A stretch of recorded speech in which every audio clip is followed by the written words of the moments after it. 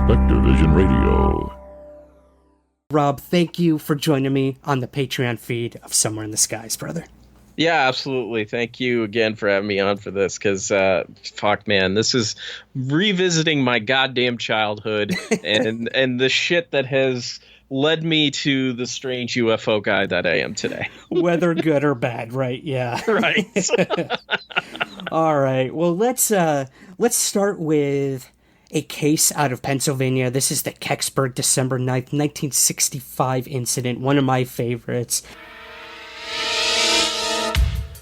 Tonight, on the season premiere of Unsolved Mysteries, 25 years ago, something odd fell from the sky and crashed in the remote woods near Kecksburg, Pennsylvania. The official Air Force report states that nothing was found, but eyewitnesses claim a strange cone-shaped object was secretly removed. Was it their imagination or a government cover-up? Again, bringing out the big guns. They got 10 people to come forward for the very first time to talk about what they witnessed and experienced that night. And with this one, we open on like this comet-like object passing through Canada and on the way to Pennsylvania. And we hear from Ray Landy Jr., who was a kid when this happened. And we get a sweet reenactment of him and his brother in both their mullet glory. Ogling this fireball going through the sky. So what a way to open up. All right. Calling this a fireball is generous. It looks like a giant orange sperm. I'm sorry. You said it. I didn't.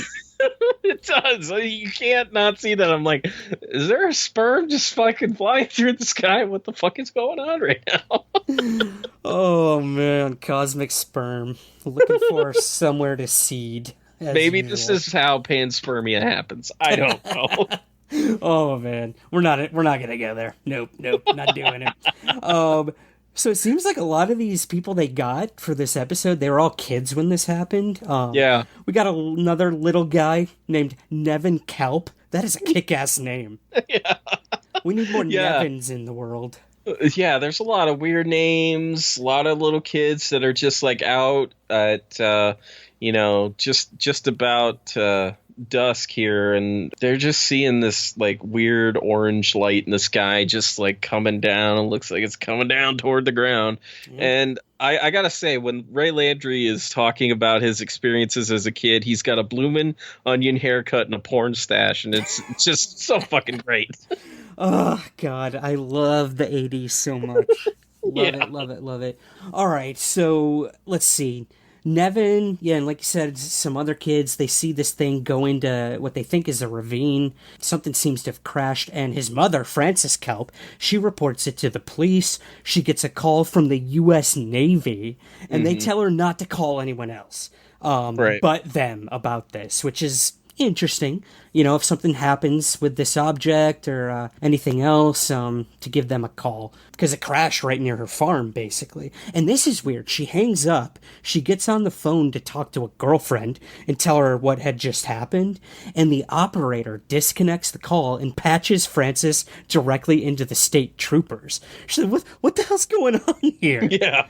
And within 15 minutes, they're at her house. The state troopers with these mischievous men in suits, and they go down to the area, to the crash site, and these dudes in suits, they've got Geiger boxes with them, and, they're getting huge hits of radiation out there, so something definitely was out there.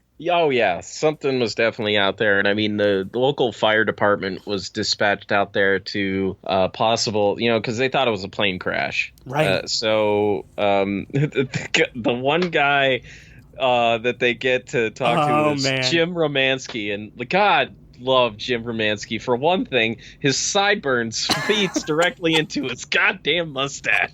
It's just so fucking great. It is fucking classic, but it should be noted that I think it was maybe a year after this incident happened, he was arrested for armed robbery. So, What? Yeah, take that. No. Yeah, take that for what you will, but I have so much to say about him. I know, but like he's like the guy that claims to have gotten like the closest to this thing, and he wasn't the only one. There were a few other firefighters that made it to the site before the military showed up, and he described seeing what he called like an acorn style object. It was like 8 feet long. He said 8 to 10 to 12 feet long, and I'm like, okay, get your measurements right, dude. Come on, man. Yeah, but like it was pretty wide around, and he claimed to see like hieroglyphics on the bottom, or what he described as hieroglyphics. And what it was, I don't know. To this day, I've never seen anything like it. I've studied the ancient Incas, I've studied the ancient Aztec Indians, I've studied the Egyptians, I've looked at pictures of Russian writing, I've looked at pictures of Polish writing, I've looked at pictures of Hebrew writing. Nothing that resembles it. Chinese writing? No.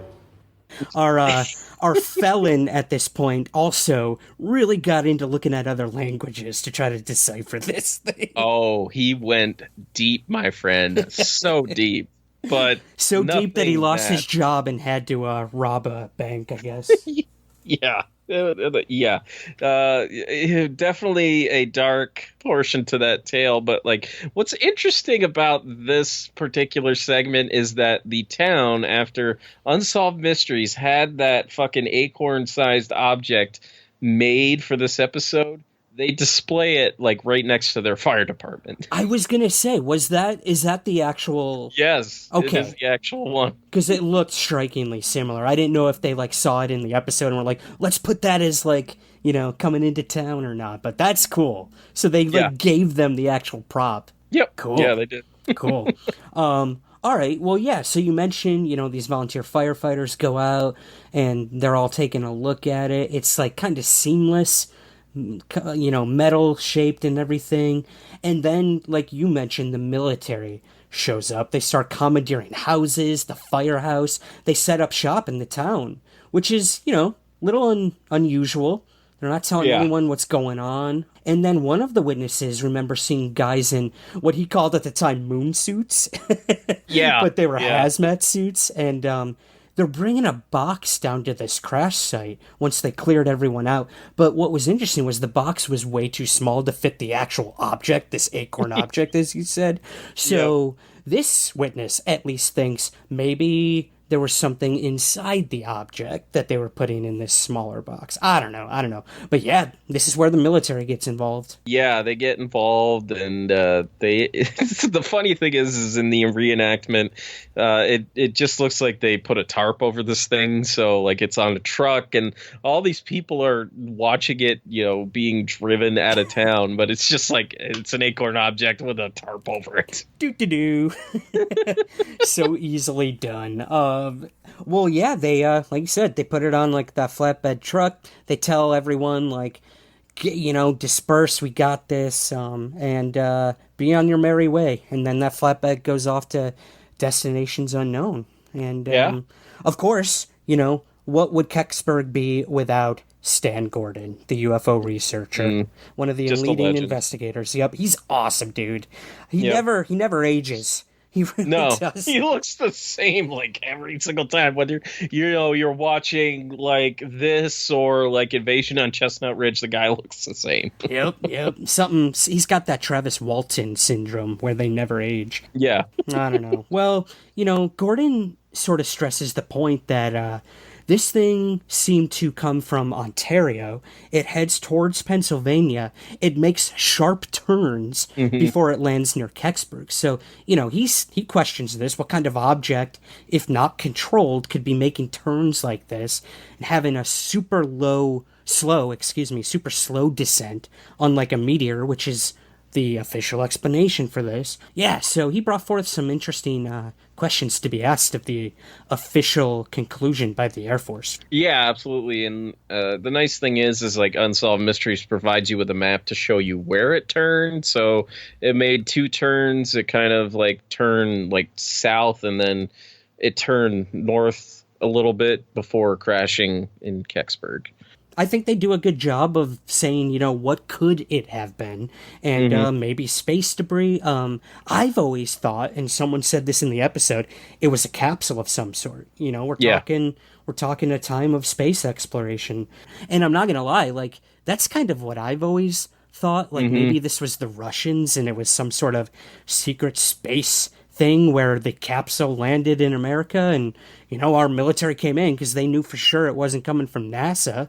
And what the hell is it? So, and a lot of the witness said, like, it kind of looked like a space capsule. So, yeah, what do you think? What do you think of what happened in Kecksburg? Yeah, I've always kind of leaned towards the capsule thing, for the last few years. Like, it's obviously man-made because this thing, like, left a hell of an imprint in the fucking ground. So, yeah, it was heavy. It was big. It was... I don't think Romansky was paying enough attention to those fucking hieroglyphics, because I think if he was, he would have found that they might have been Russian. I think it's very possible. And I mean, even to this day, this is one of those cases where the Air Force really put a stamp on it, comet, moving on. But clearly the people in Kecksburg haven't moved on. They've got the actual acorn right in the town, which is so cool. I love it. I've never seen it in person. Hope to get there soon.